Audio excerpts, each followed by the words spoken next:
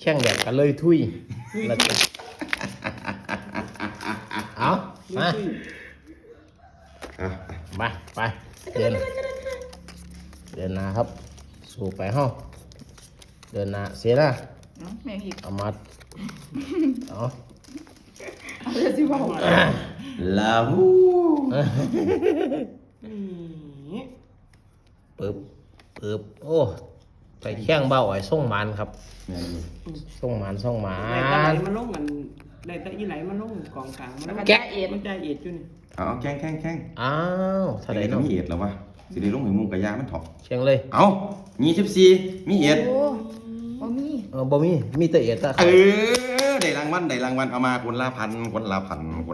อันนี้25ได้แล้วเด้อไปเลยเอาเอ็ดมาพร้อมบัตรเนี่ยเอาเอ็ดมาพร้อมเอ็ดส้นครับเอ็ดส้นเอ็ดบ่เอามาเวลาให้แล้วเอ็ดฮะให้เอ็ดไหมให้แล้วเอ็ดไอเดี๋ยวละเอ็ดไอเดี๋ยวมาเอ็ดปีได้แล้วไปเอ็ดไอมา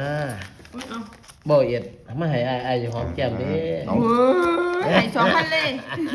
ป้าตัวเขาสิบอกอีพ่อ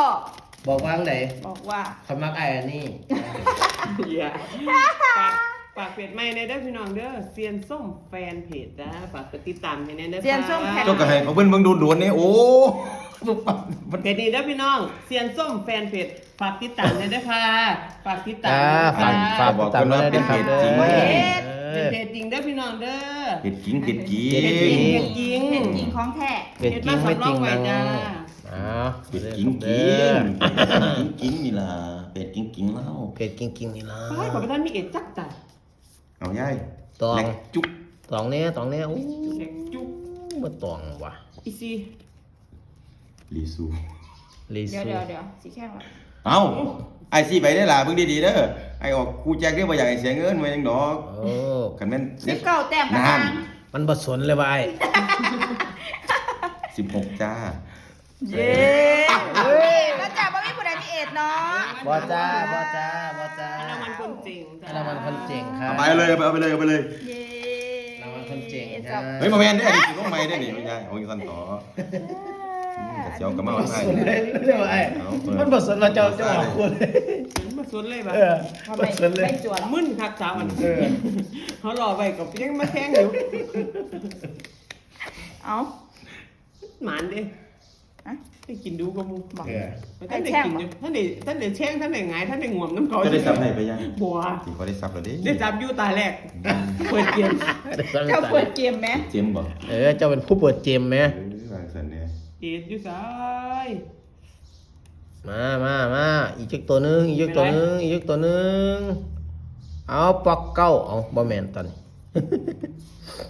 มีออก3ตัวเอาตุ้มขอบคุณจ้าเจ้าก็บ่มีผู้ใดมีแล้วแต่มีกูก็บ่เล่นน้ำแล้วอีอันนี้อีเล็บซุปลิบซุปเอาลิปซุปแม่กระชังเราว่ามีเอ็ดว่ะจินไปเลยค่ะขอบคุณจ้าค่าเอ็ดจ้าขอบคุณนะจ้า800บ่ได้บ่อย่างนี้มีการมาลดราคาไม่ดูเนาะแล้วว่าได้กินน้ำมูจักเทียมีสมโอ้ยแต่เลือดตัวใหญ่ลงไม้แข้งก็เป็นแบบนี้เอาลงไม้ก็ไปฝึกมาได้ถึงบ้าหอยเขาต้องเป็นแก้ไว้ดิเพราะฉะนั้นบ่ได้ดิแช่งแบบปวดแช่งแบบปวดยังปวดเห็ดแช่งแบบปวดเห็ดไปจ้ะมาจ้ะโอ้300ก็ได้ซับไผ่ดูเถอะวะบ่ต้องพูดปะนะว่าไม่ยังล่ะไปยังไงไปซื้อหนูมาปิ้งซื้อหนูอยู่หนองบัวเอาแข้งอีกได้บ่นี่ว้ายเอาแม่คันขึ้นว่า22แต้มแม่เท่าไหร่ได้มีเอ็ดอย่าจำแล้วมีเอ็ดไว้จานนี่ร้อยเอ้ยเท่าไหร่ได้